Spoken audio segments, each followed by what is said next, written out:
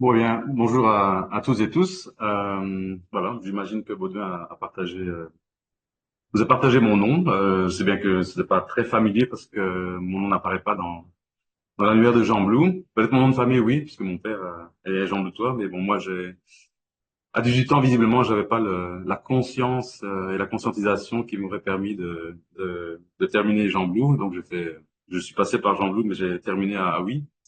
Ingénieur industriel, si c'est comme ça qu'on appelait à l'époque, je ne sais pas comment c'est maintenant. Et ensuite, je suis allé à la FUL euh, faire une année d'environnement et de gestion des ressources hydriques. Et voilà, donc un salut confraternel du Venezuela, de Caracas, où je suis ici depuis 3 ans accompagné de Simon Bolivar, qui est le grand libertador de 5 pays ici en Amérique latine, donc qui a réussi un exploit extraordinaire avant même l'accès à Internet. On va vraiment se demander comment les gens étaient capables de faire ça à cette époque-là. Donc voilà, Baudouin, que j'avais retrouvé en Congo, m'a demandé de faire une petite capsule. Enfin, il m'avait demandé d'être présent avec vous. Et bon, pour moi, c'est difficile. Et donc, il m'a demandé de faire une petite capsule. Alors, je comprends que je suis dans une capsule à destination de Jean Blou. Donc, c'est avec grand plaisir que je peux ressentir l'ambiance que vous avez entre vous là-bas et surtout de partager ces bons moments avec les quelques amis de Jean Blou, comme il se doit. Donc voilà. Moi, en fait, donc après les études, j'ai eu directement à nouveau un lien avec Jean Blou parce que j'ai pu faire un stage avec Michel-Henri Bourges et Anne Pirotte, qui sont des Jean Bloutois, qui géraient un projet des îles de paix au Burkina Faso. Donc j'ai fait un stage chez eux. Après, pour le bonheur de leur couple, ils ont eu une petite fille.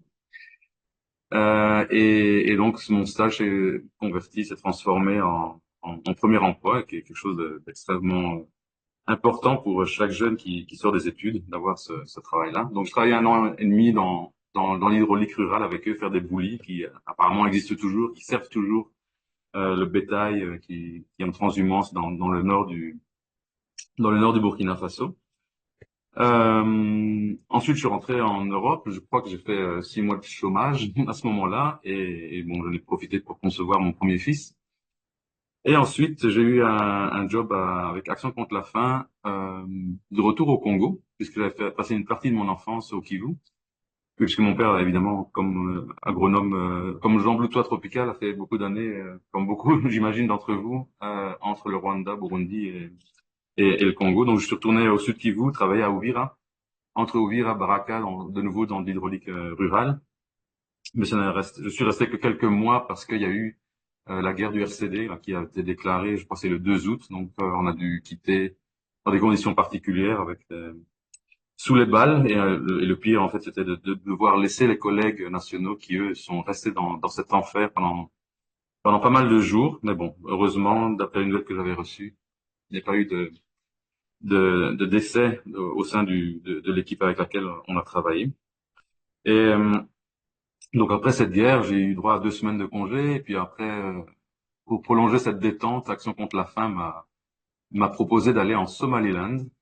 Et alors quand je suis arrivé à Paris pour faire le briefing pour aller en Somaliland, je crois qu'à la fin du briefing, la personne des ressources humaines a aperçu les points d'interrogation qu'il y avait dans mon regard et elle me dit, mais est-ce que tu sais où c'est Somaliland? Alors moi, avec l'humour belge qui me caractérise, je lui ai dit, oui, oui, ça doit être à côté de Disneyland et ici à Marne-la-Vallée.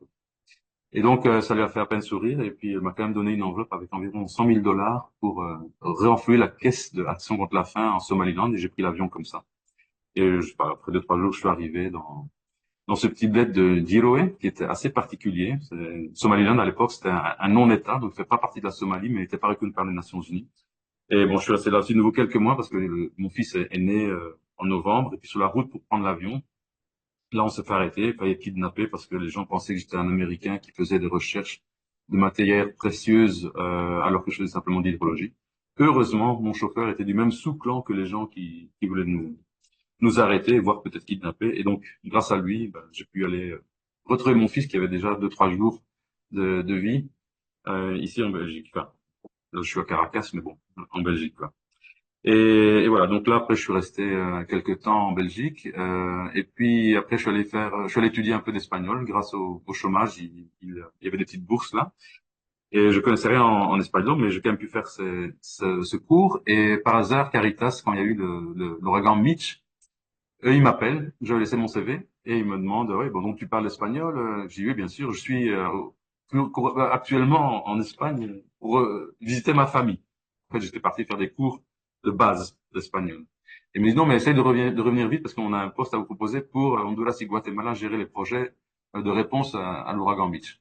Alors j'ai dit, non, je peux pas revenir, je dois vraiment rester avec cette famille, j'ai plus vu depuis longtemps, ça serait vraiment pas bienvenu de les quitter maintenant. Donc ils me disent oui, ok, reviens vite, alors dans 2 semaines. Donc 2 semaines plus tard, je reviens à Bruxelles, je vais au bureau de Caritas et, euh, et on fait une, deux, trois réunions, toujours en français, parce que là-bas personne parle espagnol, comme moi évidemment.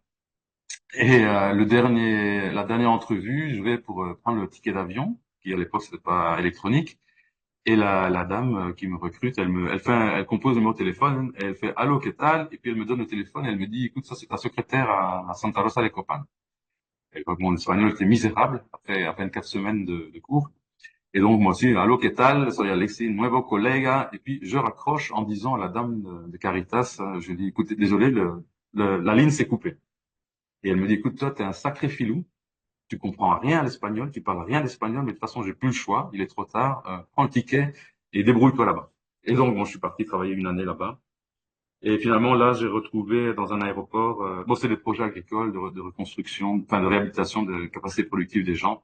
Parce qu'il y avait deux rivières qui s'étaient unies et qui avaient fait des inondations dans toute une zone de bananiers, puis beaucoup comment on appelle ça? Des surrumbes, de la terre qui s'est affaissée et qui a détruit il y avait détruit beaucoup de maisons et de champs. Et alors après, par hasard, avec beaucoup de chance, dans un aéroport à San Pedro Sula, là, je rencontre quelqu'un de la FAO que j'avais rencontré quand j'étais au Congo avec Action contre la faim. On a fait une mission conjointe. Et puis à ce monsieur, je lui dis, ah, probablement vous vous souvenez plus de moi, mais on était au Congo ensemble et on a fait une mission ensemble. Et puis il me dit, oui, oui, mais alors je me rappelle, c'est toi qui prévoyais les guerres parce que à ce moment-là, la FAO, elle faisait des plans à long terme sur l'agriculture au Sud Kivu. Et moi, j'avais dit, faites attention, ici, une guerre peut arriver à n'importe quel moment. Et bon, c'est pas que je suis devin, mais mon père était marié avec une dame qui venait de cette région et qui savait très bien la situation politico-militaire et qui m'avait prévenu, fais attention, il va se passer quelque chose. Et donc, ce monsieur de la FAO a été assez impressionné que j'avais l'information avant tout le monde de ce qui allait se passer. Et donc, il a voulu me recruter. J'avais laissé ma carte de visite et quelques semaines après, je reçois des emails de la FAO pour me recruter, auxquels évidemment je ne réponds pas parce que je peux pas m'imaginer que la FAO est intéressée par mon profil de jeune agronome de Caritas. Et donc je réponds pas, je réponds pas, je réponds pas. Finalement, j'en parle un jour avec mon père qui était encore à la coopération belge, mais à Bruxelles. Et je lui dis, t'imagines, la FAO qui m'envoie une proposition d'application à un poste. Et je dis, bon, je n'ai pas répondu parce que je crois que c'est pour reconstituer un dossier et je vais être le numéro 5 sur la liste et puis bon, ça n'aboutira à rien. Et en fait, il me dit non, applique parce que c'est des financements belges qu'on a donnés à la FAO, mais la FAO n'arrive pas à recruter la personne pour gérer les projets. Et d'ailleurs, la coopération belge avait demandé au même moment à mon père qu'il allait gérer ses projets. Mais mon père, à l'époque, avait, je crois, pratiquement 60 ans. Il a dit, moi, je retourne pas au Congo et encore moins quand il y a la guerre. Donc, il me dit, envoie ton CV parce que c'est pas de la blague. Ils cherchent vraiment quelqu'un, ils sont désespérés. Et donc, j'envoie mon CV à un certain monsieur Dominique Burgeon, que certains d'entre vous doivent connaître. Et donc, on se vous voit, cher monsieur Bon, cher monsieur Burgeon, et voici mon CV, etc. À la fin, ce cher monsieur Burgeon me dit, écoutez, j'ai besoin, sur le format des CV de la FAO, il faut également que vous scanniez votre photo et de m'envoyer rapidement. Donc j'envoie ma photo et ce monsieur Bourgeon me répond on arrête le vouvoiement parce qu'en fait on se connaît de vue de Jean Blou. Et là j'ai eu peur parce que si quelqu'un m'a connu à Jean Blou, ça m'inquiète un petit peu. Et je me suis dit là jamais la FO va me recruter. Et finalement bon ça s'est passé et avec Dominique Bourgeon on est devenus des grands copains et on se connaît enfin toujours ensemble d'ailleurs. Et lui est maintenant à Genève pour le bureau de représentation de la FAO auprès de toutes les autres agences des Nations Unies. Et donc voilà, avec lui, grâce à lui, j'ai pu travailler 5 ans de nouveau au Congo, entre Goma, Bukavu, Kisangani, enfin tout ce qu'on appelait à l'époque l'Est de la RDC, avec beaucoup de projets très très intéressants Il y avait des projets de production de semences, des projets de réhabilitation des routes et des serres agricoles. Il y avait des projets de vaccination du bétail. Il y avait des projets également de cash transfer. C'était vraiment beaucoup de projets très intéressants malgré un contexte difficile parce qu'encore de 2000 à 2003, il y avait une situation de guerre ouverte. Et ensuite, après, il y a eu des accords de paix qui ont été signés. Et là, on a vu un changement radical au niveau de l'Est avec beaucoup d'investissements qui ont fait en sorte que la vie puisse s'améliorer pour beaucoup de populations. Malheureusement, maintenant, je comprends que la situation reste toujours périlleuse et difficile au Kivu, en Ituri, etc. Euh, voilà. Après ça, la FO m'a envoyé au Sud-Soudan, pays très compliqué, j'ai pas beaucoup apprécié, mais bon, j'ai passé une année là-bas, c'est toujours été utile à gérer c'est des énormes projets où il y a malheureusement qu'une seule saison des pluies, de plus ou moins 4-5 mois, et les autres 7-8 mois, c'est une sécheresse totale. Donc, c'était très délicat de gérer les projets parce que si vous arrivez en retard par rapport à la saison des pluies, vous faites en sorte que les gens n'ont quasiment pas de récolte pour plus d'une année avec une période de soudure très dure. Donc c'était assez stressant comme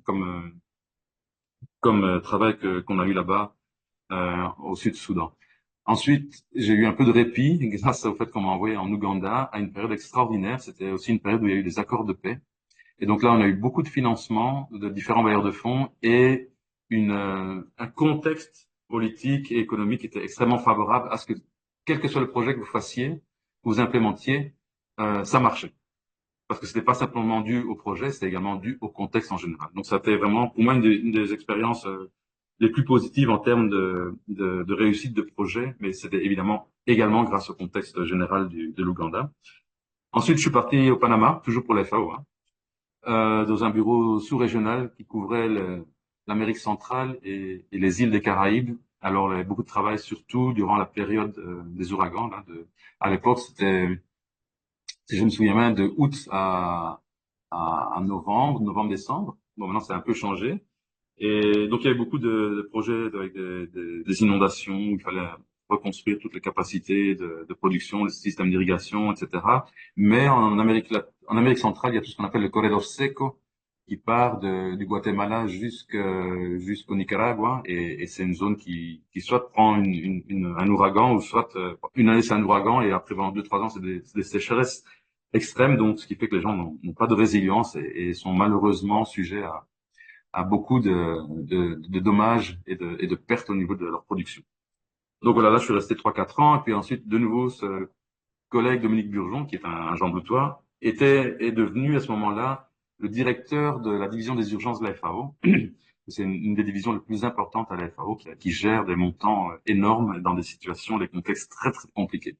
Donc, il m'a demandé de l'accompagner dans sa mission en ouvrant un bureau des urgences pour toute l'Afrique basé au bureau régional au Ghana. Et donc là, on a pu, avec d'autres collègues, appuyer beaucoup de pays dans différents types de projets, mais en particulier, on a développé une approche qu'on appelait les caisses de résilience, c'était une approche intégrée où il y avait un aspect productif, un aspect de finance rurale et un aspect social. Et donc, l'ensemble de ces trois piliers faisait en sorte que ça avait presque chaque fois un impact parce qu'il y avait une interrelation entre ces projets, entre ces piliers des projets.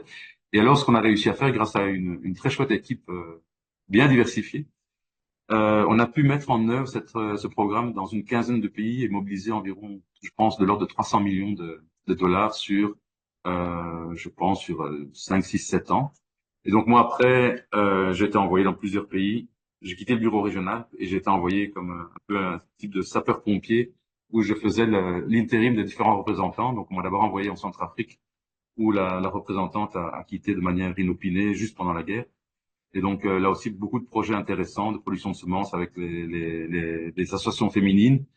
Et donc on payait cette production de semences, ça leur permettait de dégager des revenus grâce au projet de la FAO, que ces revenus après étaient investis dans des systèmes de crédit épargne communautaire qu'on gérait avec des ONG. Donc là aussi, on a eu beaucoup de projets, surtout appuyés par l'Union européenne, qui à la fin avait mis notre type de projet comme étant une obligation, même pour les ONG, de suivre cette modalité d'implémentation, de mise en œuvre des projets.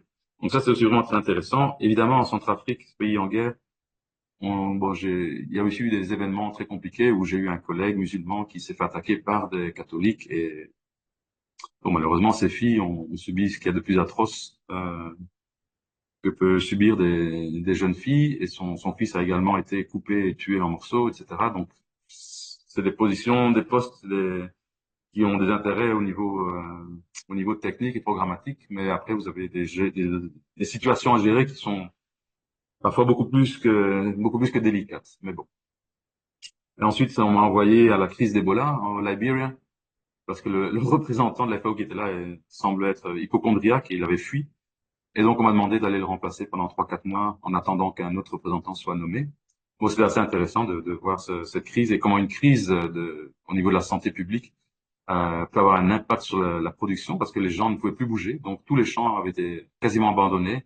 Tous les liens commerciaux pour tout le commerce rural, agricole a été détruit.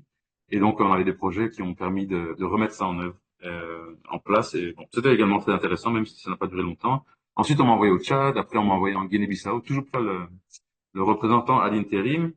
Et finalement, après, on m'a de nouveau envoyé quasiment à la maison au Congo de 2016 à 2019, toujours comme représentant à l'intérim. Et c'est là que j'ai eu le plaisir de retrouver Baudouin. Et on a passé quelques bons moments, des bons repas, des bonnes soirées. Avec évidemment, il y avait aussi d'autres gens de toi qui étaient là-bas, qui travaillaient à Kisangani ou dans d'autres projets. Il y avait un collègue aussi qui était à la Banque mondiale, Laurent Debrou. Et oui, une belle petite communauté d'agronomes de Jean-Blou et d'ailleurs qui nous ont permis de passer ces 3 années de manière très agréable, voire festive. Et là, en fait, le ministre de l'Agriculture a demandé que le directeur général de la FAO me nomme. Finalement, ça n'a pas pu être accepté par le ministre des Affaires étrangères parce que ma nationalité, à ce moment-là, ne jouait pas en ma faveur, puisqu'il y avait d'énormes tensions entre Monsieur Renders et le président Kabila, parce que Kabila ne respectait pas certaines échéances électorales. Donc, j'ai pas pu avoir le poste officiel, mais j'ai pu continuer à rester, à exercer comme à l'intérim pendant, je crois, encore 1 an et demi avant de quitter. Et là, on m'a envoyé en Jordanie, au Middle East, et bon, quelque chose de tout nouveau pour moi. Moi, j'étais tellement axé à Afrique. Bon, ça a aussi été agréable de découvrir un nouveau contexte, malheureusement qu'un contexte de guerre avec la Syrie, le Yémen, etc. Et là, j'ai dû ouvrir un hub pour des opérations d'urgence et de résilience au niveau sous-régional. Et de nouveau, 3 mois après, le représentant de la FAO en Jordanie est muté en Égypte et on me demande de faire de nouveau l'intérim. Alors, je reprends mon chapeau d'intérim pour la Jordanie. Et à nouveau, le ministre de l'Agriculture de Jordanie demande à la FAO de me nommer, ce que la FAO n'a pas pu faire parce qu'elle voulait absolument mettre un représentant d'origine arabe. Et donc, moi, je suis resté là à gérer ce hub résilient jusqu'à ce qu'on appelle une main invisible rappelle à la FAO que j'ai rendu pas mal de services. Et puis finalement, c'est là qu'on m'a demandé si j'étais intéressé par le Venezuela. Et là, c'est ma nationalité qui m'a joué en faveur. Parce que comme vous pouvez imaginer, ces postes, c'est comme chef de mission diplomatique. Il y a tout un aspect de politique. Et en fait, au Venezuela, le gouvernement voulait avoir quelqu'un d'extrêmement neutre et ne voulait pas un latino. Donc, quand ils ont vu mon CV au niveau technique programmatique, ça leur a convenu. Mais aussi au niveau nationalité, la Belgique a une position relativement neutre dans toute la complexité internationale que vit le Venezuela, qui, comme vous savez probablement, est sous sanctions américaines et donc n'a pas le loisir de pouvoir commercer sa réserve pétrolière qui est la plus grande du monde. Et donc, c'est ça qui a causé la crise ici au Venezuela. Donc, le Venezuela a perdu 80% de son PIB parce qu'ils ne peuvent plus commercer son pétrole ni son gaz à cause des sanctions américaines. Mais cette perte de PIB, qui a été une perte de 80% en quelques années, n'est pas seulement due aux sanctions. Elle est aussi due au type de gestion qui est appliqué. Et il y a eu beaucoup de nationalisation des entreprises privées, etc. Bon, comme on a vu dans beaucoup d'autres pays. Mais ça reste que le Venezuela, c'est un pays extraordinaire. Et c'est un pays pour moi, c'est le pays que j'apprécie le plus parmi je ne sais pas, 10, 15, 20 pays dans lesquels j'ai pu travailler. J'ai évidemment toujours un penchant particulier pour la RDC, mais pour une vie de famille plus tranquille, le Venezuela, c'est parfait. On a la plus haute chute du monde, hein, une chute d'eau qui fait 1000 mètres de dénivelé. On a quelque chose qui s'appelle Los Roques, c'est un archipel qui est au milieu de la mer des Caraïbes, qui est magique, qui est extraordinaire. Donc, Los Roques, si vous pouvez aller voir sur Internet, c'est extraordinaire. On a également le téléphérico qui monte le plus haut à 4800 mètres d'altitude dans les Andes. Donc là, vous passez de paysages qui sont caractéristiques que vous avez à 1000, 1500 mètres d'altitude jusqu'à presque 5000 mètres d'altitude. C'est super beau. Et donc, je suis ravi d'être ici depuis 3 ans avec une petite fille qui a aussi 3 ans, qui est arrivée au Venezuela à 2 mois et qui parle même pas français. J'ai oublié de lui parler français, donc elle parle flamand, espagnol et bon, elle comprend un peu le français, mais elle le parle pas. Il faudrait que je me rattrape à ce niveau-là. Et là, il y a un petit bébé qui est arrivé il y a 1 mois et qui va aussi être vénézuélienne pas de sang, mais d'amour, on va dire. Et en fait, le peuple vénézuélien, c'est quelque chose d'extraordinaire. Il y a beaucoup d'empathie, beaucoup de gentillesse. Vous allez acheter un équivalent d'un sandwich en rue et la personne qui vous le vend vous appelle mi amor, mi cielo. C'est vraiment, donc je vous invite vraiment sincèrement, si un jour vous avez l'occasion de venir au Venezuela, n'hésitez pas. C'est très agréable. Les gens sont chaleureux et accueillants. Et toutes ces histoires de violence, etc., c'est extrêmement localisé, donc n'ayez aucune crainte à ce sujet-là. Ce sont des choses qui font peur de l'extérieur, mais pour les gens qui vivent ici, c'est vraiment agréable. Donc ici au Venezuela, on a beaucoup de projets, surtout des projets sur l'environnement. C'est le septième pays le plus biodivers au monde. Et il y a des bailleurs multilatéraux qu'on appelle le GEF, Global Environment Fund, et le GCF, Green Climate Fund, qui appuie beaucoup le Venezuela pour maintenir et conserver sa biodiversité, parce que c'est un bien vénézuélien, mais ça a aussi un intérêt mondial. Et donc la FAO, vu les bonnes relations qu'on a avec le ministère de l'Environnement, on est l'agence qui a la chance de pouvoir canaliser, gérer tout ce portefeuille qui est assez élevé et qui est aussi évidemment extrêmement intéressant à gérer. Donc voilà. En tout cas, moi, c'était un plaisir de pouvoir partager un petit peu de cette vie.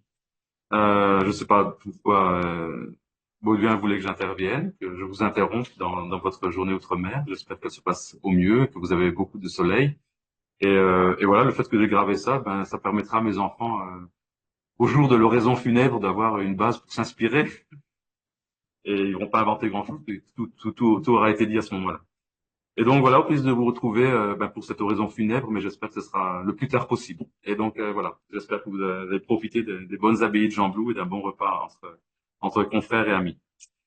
Saludos cordiales desde Venezuela et au plaisir de se voir un de ces jours. Amitié. Et merci à Baudouin pour cette opportunité.